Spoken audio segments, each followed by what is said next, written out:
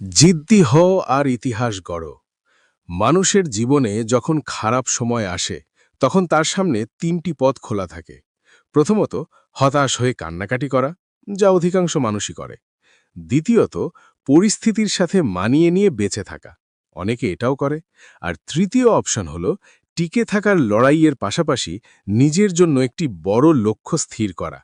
শুরুতে একটু কষ্ট হবে ঠিকই, কিন্তু এর পরের জীবনটা হবে দারুণ।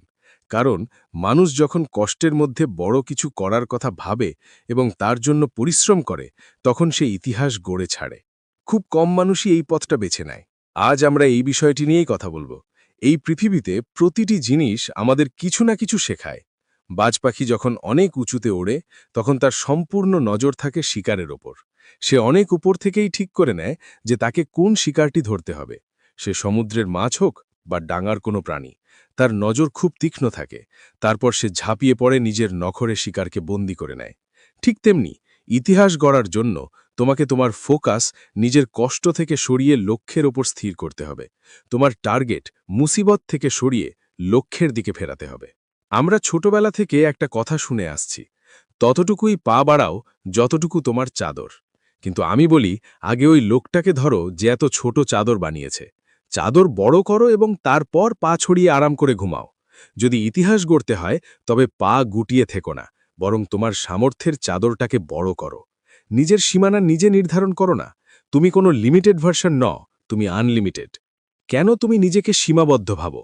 কারণ তোমাকে ছোটবেলা থেকেই শেখানো হয়েছে যে চাদর অনুযায়ী চলতে হয়। তোমাকে শেখানো হয়েছে যে তোমার যতটুকু সামর্থ্য ততটুকুই স্বপ্ন দেখা উচিত। আর এটা কারা শিখিয়েছে? যারা নিজেরা নিজেদের সীমাবদ্ধ করে রেখেছে। একটি সিংহের বাচ্চাকে যদি ছোটবেলা থেকে খিচুড়ি খাইয়ে বড় করো, তবে সে কোনোদিন শিকার করা শিখবে না। সে ভুলেই যাবে যে সে আসলে একটা সিংহ। কিন্তু তাকে যদি ছোটবেলা থেকেই বলা হয় যে তোমাকে এই বনের রাজা হতে হবে, কারণ তুমি সিংহের সন্তান, তখনই সে তার আসল রূপ দেখাবে। ইতিহাস গড়ার জন্য নিজেকে দুটি প্রশ্ন করো। এক, তুমি কেন বেঁচে আছো? কার জন্য বা কি করার জন্য বেঁচে আছো?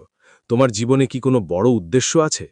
দুই, যেই উদ্দেশ্য নিয়ে তুমি বেঁচে আছো, সেই উদ্দেশ্য ছাড়া কি তোমার জীবন কল্পনা করা সম্ভব? যদি দুই প্রশ্নেরই উত্তর ইতিবাচক হয়, তবে তোমার মনের ভেতর সেই স্ফুলিঙ্গ আছে যা একদিন ইতিহাস গড়বে। কুয়াশাচ্ছন্ন সকালে যেমন আমরা সামনেটা দেখতে পাই না, কিন্তু দু পা এগোলে পরের পথটা দেখা যায়, জীবনও ঠিক তেমন। যখন বিপদ আসবে, তখন অনেক বড় পরিকল্পনা না করে শুধু পরের কয়েকটা কদম ফেলার কথা ভাবো। দেখবে, এভাবেই তুমি কয়েক কিলোমিটার পথ পাড়ি দিয়ে ফেলেছ। জীবনটা সময়ের তুলনায় অনেক ছোট, কিন্তু চাইলে এই ছোট জীবনেই এমন এক গল্প লিখে যাওয়া সম্ভব যা অনন্তকাল টিকে থাকবে। তোমার শরীর হয়তো বলবে এখন কাজ না করে একটু আরাম কর, কিন্তু তোমাকেই নিজেকে নিয়ন্ত্রণ করতে হবে। ইতিহাস গড়ার জন্য সবচেয়ে বেশি প্রয়োজন হল তোমার অতীত এবং খারাপ দিনগুলোকে মনে রাখা। এই খারাপ দিনগুলোই হলো সেই আয়না যা তোমাকে তোমার আসল শেকড়ের সাথে যুক্ত রাখে এবং তোমাকে সামনে এগিয়ে যাওয়ার জেদ যোগায়। ইতিহাস একদিনে তৈরি হয় না, কিন্তু মনে মনে জিদ চেপে বসলে একদিন ঠিকই তৈরি হয়। দুনিয়ার নেতিবাচক কথা কানে না নিয়ে নিজের ভুলগুলো সংশোধন করো। দুনিয়া খুব নিষ্ঠুর, তোমার খারাপ সময় তারা তোমার নিয়ে ঠাট্টা করবে। তাই বাজ পাখির মতো শক্তিশালী হও, যাতে কেউ তোমার দিকে চোখ তুলে তাকানোর সাহস না পায়। মনে রেখো, প্রথমবার ধোঁকা খাওয়া ভুল হতে পারে, কিন্তু বারবার ধোঁকা খাওয়া বোকামি। যদি তোমার ভাবার ক্ষমতা থাকে, তবে সেটা অর্জন করার ক্ষমতাও তোমার আছে। নিজের মেহনতের ওপর বিশ্বাস রাখো, নিজের নিয়ম নিজে তৈরি করো। এই জীবন তোমার, তাই সাফল্য ছিনিয়ে নেওয়া তোমার অধিকার। জেদি হয়ে ইতিহাস গড়তে হবে। তোমার অন্ধকারের পথ তোমাকেই আলোকিত করতে হবে। অনেক সহ্য করেছ, এখন মাথা তুলে দাঁড়ানোর সময় এসেছে। নিজেকে এমনভাবে গড়ে তোলো যেন পাথরের মূর্তির মতো তুমিও অমর হয়ে থাকো। উঠে দাঁড়াও, পরিশ্রম করো, জেদি হও এবং নিজের এবং দেশের নাম উজ্জ্বল করো।